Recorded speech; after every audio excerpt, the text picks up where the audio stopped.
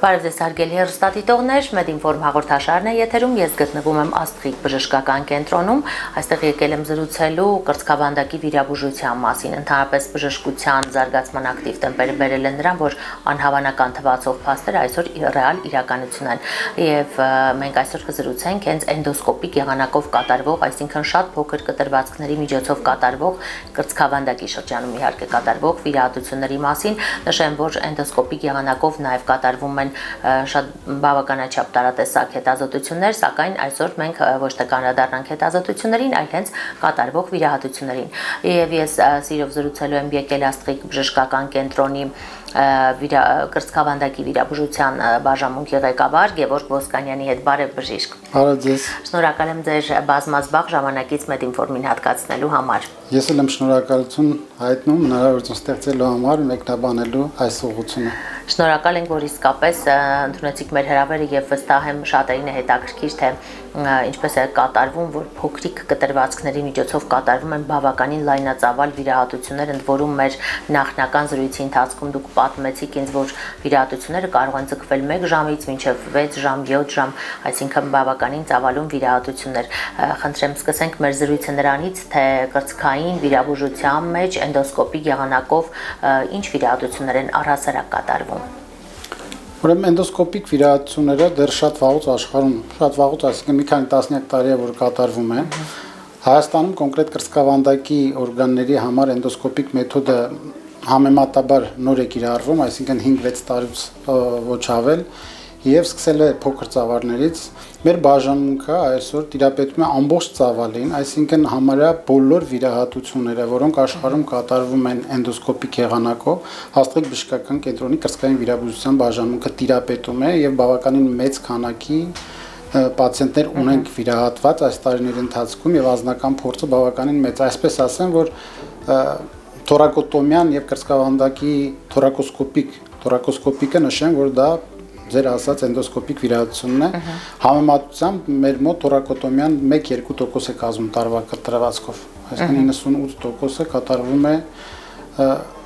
թորակոսկոպիկ եղանակով, որը բավականին բարձր տոկոս է ժամանակակից բժշկությանը համահունչ լինելու համար։ Այ խնդրեմ նշեք այս վիրահատության առավելությունները եւ որ հիվանդությունների կամ որ օրգան համակարգերի հետ կարելի է այս եղանակով աշխատել։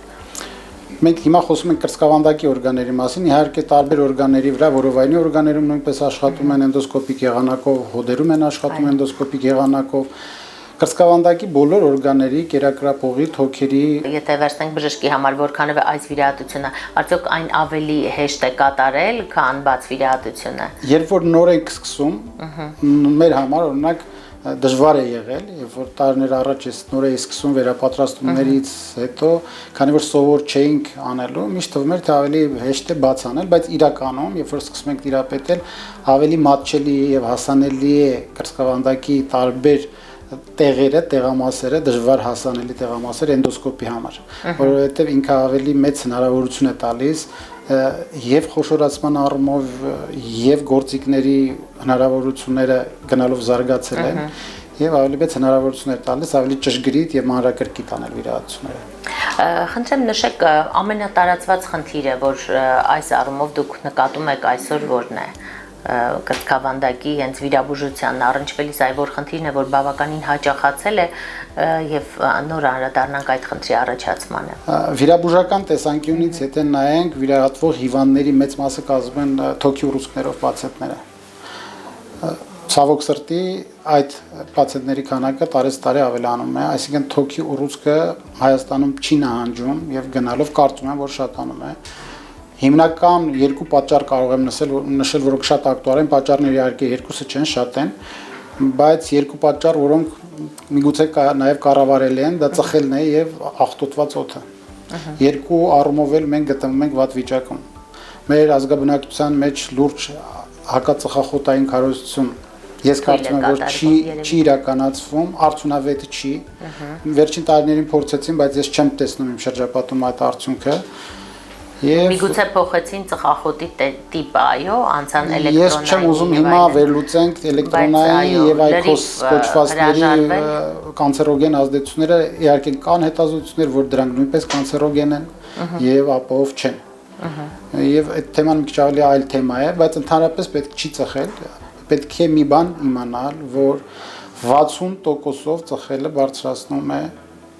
թոքի քաղցկեղով հիվանդանալու հավանականությունը։ Եվ պետք չի նման ռիսկի գնալ եւ Նշվում է նաև կերակրափողի քաղցկեղը, որպես ինչու ոչ ծխելու հետևանքով առաջացած քաղցկեղի տեսակ համամիտ եք այս վարկածի հետ։ Այո, իհարկե,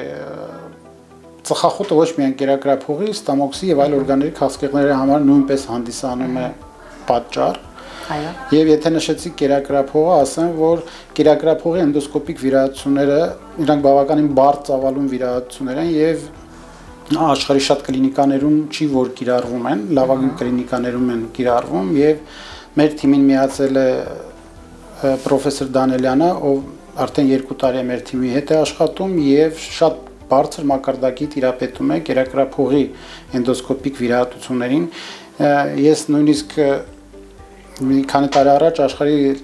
լավագույն տասնյակի վիրաբույժների հետ եմ շփվել կերակրափողի եւ Հայաստանի մասշտաբով թե չեմ ուզում աշխարհի լավագույն վիրաբույժների հետ շփվել եմ Չինաստանում եւ այլ երկրներում առիթ եմ ունեցել տեսնելու վիրահատությունները համեմատելու ուզում եմ ասեմ որ Դանելյանը ոչնչով հետ չի մնում նույնիսկ այդ մակարդակի մրցակցությունից եւ այսօր մեծ հնարավորություն կա Հայաստանում որոնք նախկինում չենք ունեցել նման բարդ վիրահատությունները ժամանակակից մակարդակի եւ որակով հասանելի է դարձել մեր բնակչությանը, դա շատ մեծ առաջխաղացում է։ Բժիշկ քիչ առաջ նշեցիք, որ ծխելը, այո, եւ ոչ մաքուրոթը այն վնասակար գործոններն են, որոնք հիմնականում սպառնում են թոքային հիվանդություններին, ընդ որում ընդհանուր մինչեւ քաղցկեղին։ Երբ մարդը հասկանում է, որ շատ լուրջ խնդրի առջև է կանգնած թոքերի հետ կապված, անմիջապես կարողանում է թողնել ծխելը։ Ինչպես է որ մինչ այդ դա նրան չի հաջողվում եւ արդյոք իսկապես դուք նկատել եք որ հենց վիրահատությունից հետո դադարում են ծխել, այսինքն այդ կամքի ուժը գտնում են իրենց մեջ։ Մեծամասնության դեպքերում, այսինքն մոտ 80-90% դեպքերում այո։ Ես չի ասի կամքի ուժ են գտնում, պարզապես վախը ավելի ակտուալ է դառնում։ Հակածխախոտային պայքարի մեջ միշտ պետքա ցույց տալ ռեալ մարդկանց թե ծխելը ինչպիսի ծանր հետևանքների է բերում։ Եվ երիտասարդ տարիքից որ սկսում են ծխելը, իրանց աչքի առաջ պետքա լինի, այսինքն այդ քարոզչական բոլոր մեթոդները պետքա ճիշտ կիրառվեն, աշխարհը հասել է դրան։ Եվրոպական երկրներում, արևմտյան լուրջ երկրներում հիմա բավականին լավ արդյունք ունեն, հակածխախոտային պայքարի արդյունքում թոքի քաղցկեղը նվազել է։ Եվ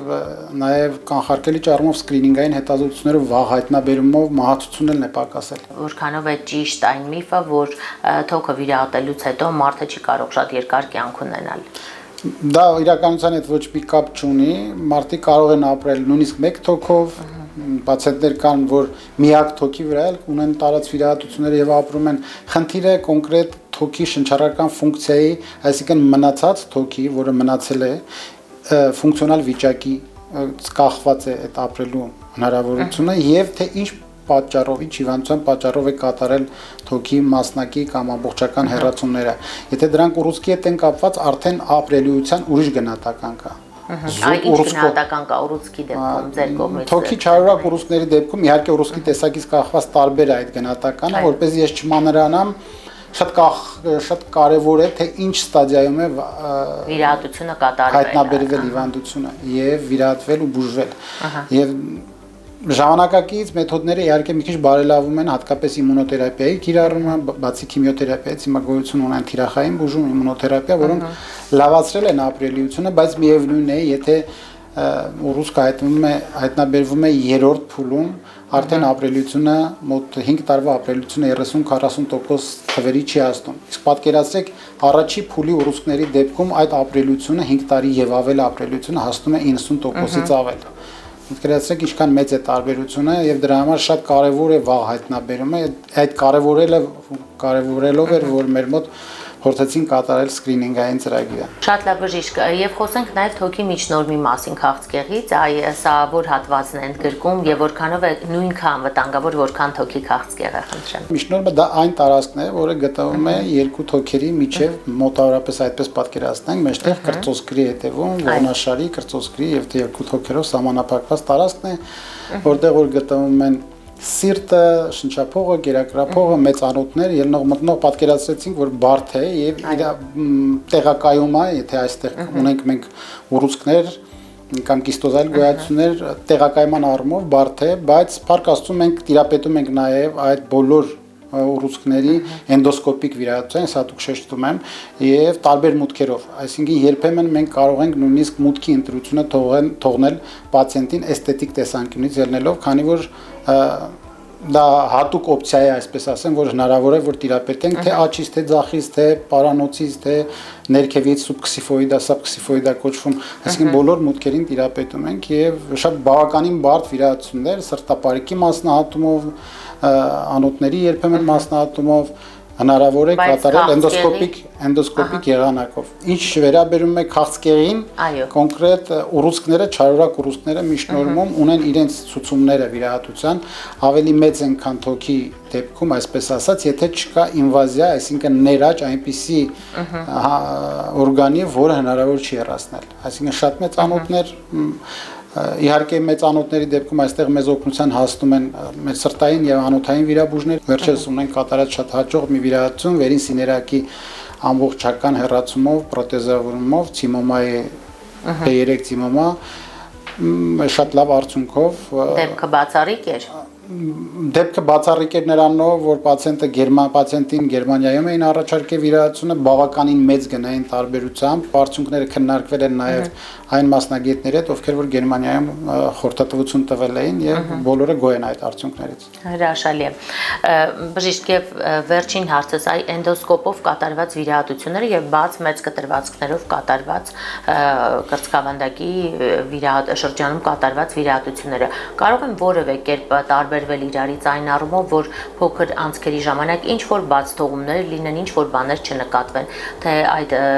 վիդեո սարքավորումը ամեն ինչ էկրանին այնքան մանրակրկիտ է ցույց տալիս, որ բացառվում է բաց թողումը։ Դուք համապատասխանեցիք հարցին, հակառակը, երբ որ բաց վիրահատություն է կատարվում, աչքը ավելի լավ չի կարող տեսնել, քան վիդեոկամերա, տեսախցիկը, որը ցույց է տալիս մոնիտորի վրա, որովհետև մոնիտորի վրա մենք միշտ խոշորացրած ենք պատկերը տեսնում։ Եվ շատ ավելի, այո, ես մի քիչ առաջ շեշտեցի, դա առավելություն է նույնիսկ, ոչ թե թերություն է, որ լավ չենք տեսնում։ Ժողովուրդը մեջ ընդունված է, որ փոքր ծակով կարող է լավ չտեսեն, հակառակը, փոքր անցքով մտցվում է տեսախցիկ, որը մի քանի անգամ խոշորացրած է ցույց տալիս եւ շատ ավելի լավ է երևում։ Փոքր անոթները շատ ավելի ղեկավարելի են, ավելի տեսանելի են փոքր գոյացությունները, որոնք ավշային հանգույցներ ընդունենք վերցնենք, մի ժամանակ, երբ որ տեխնիկային չէինք տիրապետում, դա բարդ էր, բայց երբ որ տիրապետում ենք, հասկանում ենք, որ շատ ավելի հարմար է նման կերպ վիրահատելը։ Այո, պարզապես հմտության հարց է։ Այո, հմտությունները իհարկե հեշտ չեն ձեռք բերվում, այդ ուսուցման կորը հեշտ չի, բայց այսօր մեր բաժանմունքում կա պացիենտների վիրահատվող պացիենտների այնպիսի քանակ, որ երիտասարդ բժիշկները այդ ուսուցման կորը արդեն հեշտ են անցնում։ Ցավոք սրտի տարիներ առաջ չկար այդ հնարավորությունը, անձամբ ես ստիպված եմ եղել մի քանի տարբեր երկրներում անցնելու այդ ուսուցումը։ Այսօր մեր կլինիկական օրդինատորները երիտասարդ բժիշկները վիրահատում են արդեն էնդոսկոպիկ եւ ես ասեմ փառք Աստծո, որ այդ հնարավորությունը համահունչ ենք, այո։ Շնորհակալ եմ բժիշկ կարևոր ինֆորմացիայի համար եւ իհարկե պետք է հանրությանը իրազեկել,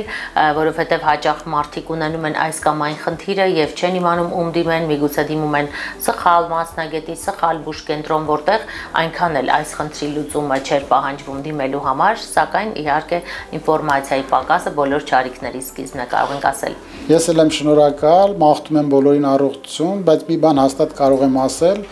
որ մենք մեծ սիրով եւ սրտացավությամբ կծառայենք ցանկացած բուժառուի։ Շնորհակալ եմ բժիշկ։ Շնորհակալ եմ նաև բոլոր մեր հեռուստադիտողներին ուշադրության համար եւս մեկ անգամ հիշեցնեմ կրծքավանդակի վիրաբուժության առումով վերջին նորությունների մասին եւ թե ինչպիսի վիրահատությունների շարք է այն ընդգրկում հատկապես ես զրուցեցի Աստղիկ բժշկական կենտրոնի կրծքավանդակի վիրաբուժության բաժանմունքի ղեկավար Գևորգ Ոսկանյանի հետ եւ մենք իհարկե մեր զրույցը ամփոփեցինք թե որ դեպքերում կարելի է դիմել այս բուժկենտրոն եւ մասնավորապես